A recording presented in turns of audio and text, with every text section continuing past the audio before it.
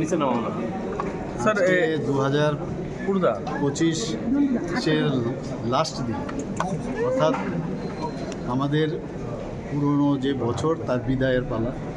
আর আগামীকাল থেকে আমাদের 2026 1 জানুয়ারি নতুন বছরকে আমরা স্বাগত জানাচ্ছি। তো এটা আমাদের জন্য কি, আমরা 2025-এ আমরা কী করলাম তার হিসাব, এবং আগামী দিন আমরা 2026-এ কী করতে যাব এগুলোর উপর ভিত্তি করে কিন্তু আমরা প্ল্যান করি। তো সেটা তো একটা দিক সরকারের আমাদের বিষয়, কিন্তু আগামীকাল থেকে 2026-এর প্রথম 1 জানুয়ারি আমি সেই উপলক্ষে সমস্ত রাজ্যবাসী তথা সমস্ত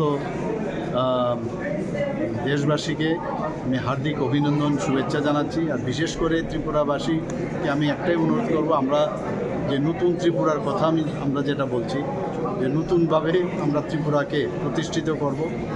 যেসব বিষয় নিয়ে আমরা যেভাবে চিন্তা ভাবনা করছি, এটা কিন্তু সরকার একা করলে হবে না, সবাই মিলে যদি আমরা করি তবেই আমরা নতুন ত্রিপুরা আমরা গঠন করতে পারব। এবং একটা কিছু করা প্রয়োজন, এইভাবে গতানুগতিকভাবে চললে হবে না, নতুনভাবে চিন্তা ভাবনা করা। মাননীয় প্রধানমন্ত্রীজি যেভাবে আমাদের মার্গদর্শন করান, যেভাবে বিশ্বের মধ্যে ভারতকে এখন যেভাবে প্রতিষ্ঠিত করেছেন উনি, আগামী দিন 2047-এর মধ্যে একদম বিকশিত ভারত করছেন, আমরাও সেইভাবে কাজ করছি। সবাই কোঅপারেশন ছাড়া সেটা সম্ভব হবে না। সবাইকে আমি হ্যাপি নিউ ইয়ার 2026। मुख्यमंत्री निरामय इसका जो लॉन्च किया इसके पीछे